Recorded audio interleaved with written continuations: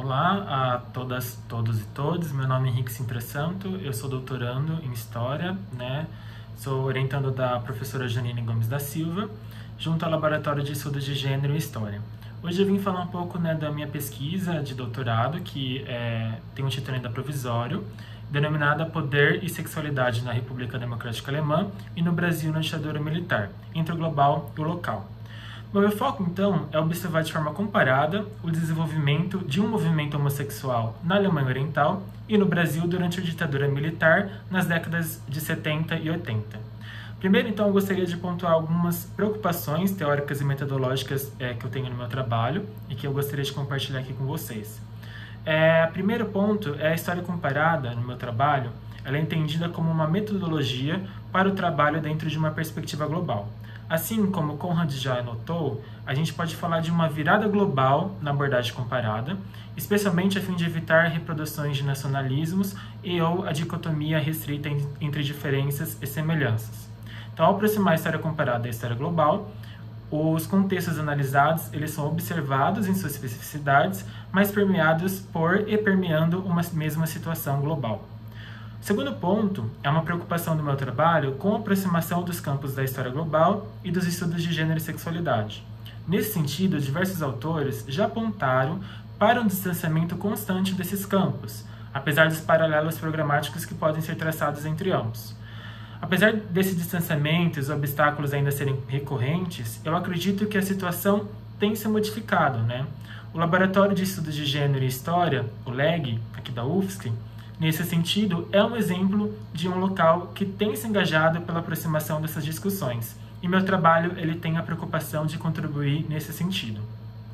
Em relação aos estudos gays, queer e as outras nomeações derivadas, a história global ela pode, por exemplo, auxiliar numa compreensão mais diversa e mais plural de como os movimentos LGBTI+ do mundo foram se organizando, assim diversificando também uma história LGBTI+ global. Em 2019, por exemplo, a gente observou as comemorações de Stonewall, dos protestos de Stonewall, os 50 anos, e a gente percebeu uma forte narrativa do mito fundador de Stonewall, como se a partir de Stonewall teria sido o início de todos os outros movimentos homossexuais em todos os países do mundo. Claro, não deve-se negar a importância e a influência desses acontecimentos no solo estadunidense, mas é necessário minar a ideia de um protagonismo único das ações ocidentais capitalistas, em especial a dos Estados Unidos. Nesse sentido, duas narrativas são importantes ser destacadas. A primeira em relação à Alemanha Oriental, em que há uma ideia de que os países atrás da cortina de ferro foram impedidos de desenvolver o movimento homossexual. Nesse sentido, a Alemanha Oriental, então, ela passou a ser lida como a ausência de tais organizações e que só a partir da queda do Muro de Berlim e da sua unificação ao Ocidente é que o movimento homossexual teria adentrado a região. No Brasil, por mais que as historiografias elas já tenham apontado para as especificidades do movimento homossexual brasileiro e se distanciado de uma lógica da influência exclusiva estadunidense, os impactos e as relações do movimento homossexual brasileiro em uma perspectiva global ainda é um olhar escasso. Outra questão que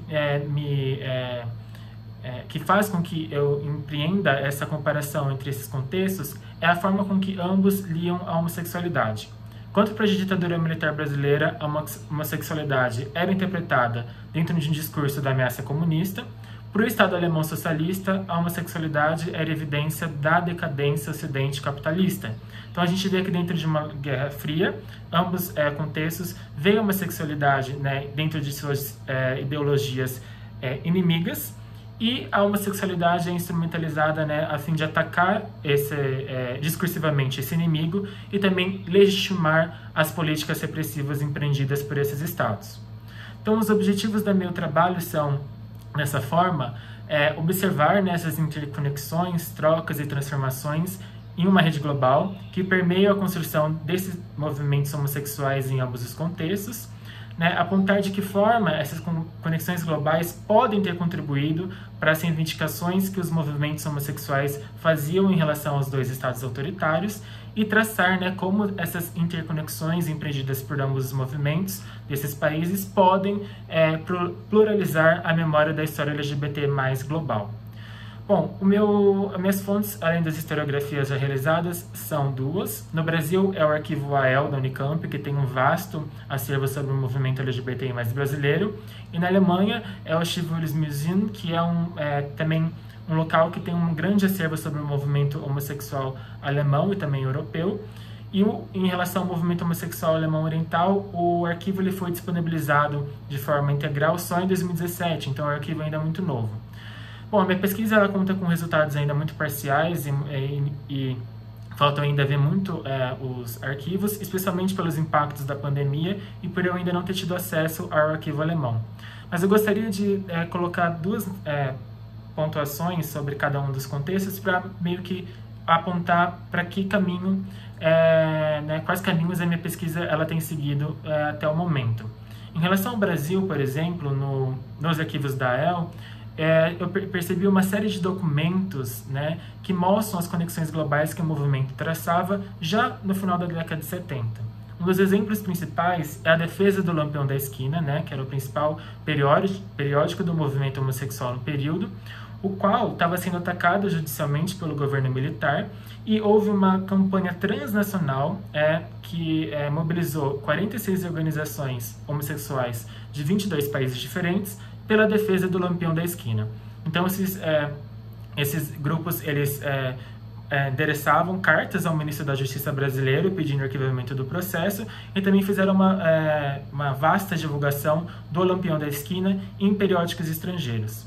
Assim, a gente percebe não só o estabelecimento de uma cooperação transnacional entre esses diversos grupos, mas também um momento de protagonismo global do movimento homossexual brasileiro. Em relação à Alemanha Oriental, eu ilustro a construção do movimento homossexual na Alemanha Oriental já na década de 70, onde vários autores frisam a necessidade de ver esse desenvolvimento, dessa construção desse movimento homossexual na Alemanha Oriental, para além do Muro de Berlim, observando que havia uma integração desses atores a tendências e trocas globais, principalmente em relação ao seu vizinho ocidental, a Alemanha Ocidental, mas também em países como a Inglaterra, entre outros. Essas conexões, elas significaram, por exemplo, uma vasta circulação de publicações estrangeiras dentro da Alemanha Oriental, ou seja, de forma clandestina, e que influenciaram bastante a construção de um movimento homossexual no país. O que não quer dizer que isso aconteceu a partir de uma replicação daquilo que acontecia no Ocidente, mas sim se tratava de um movimento homossexual alemão socialista e que defendia a integração da homossexualidade ao Estado socialista. Então não era só uma replicação, mas sim um jogo entre as especificidades locais e as questões globais. O segundo ponto é protagonismo da Alemanha Oriental para os países atrás da cortina de ferro. Em muitos estudos, principalmente em relação à Polônia, a Alemanha Oriental e as organizações homossexuais são vistas como uma das principais influências para a organização de grupos homossexuais nesses países. Então, a Alemanha Oriental ela tinha, em muitos sentidos, uma influência muito maior até que o próprio Stonewall, o que mostra que os protagonismos eles não estão só em Stonewall, e sim eles são diversos e eles devem ser retomados. O último ponto para terminar é que nos arquivos também já consegui traçar cooperação entre o próprio movimento homossexual brasileiro e o movimento homossexual alemão oriental, principalmente entre os grupos lésbicos que dividiam e trocavam suas experiências sobre as vidas dissidentes dentro desses dois regimes autoritários. É isso, eu passei um pouquinho do tempo, agradeço muito a participação e espero contribuir aqui com a discussão.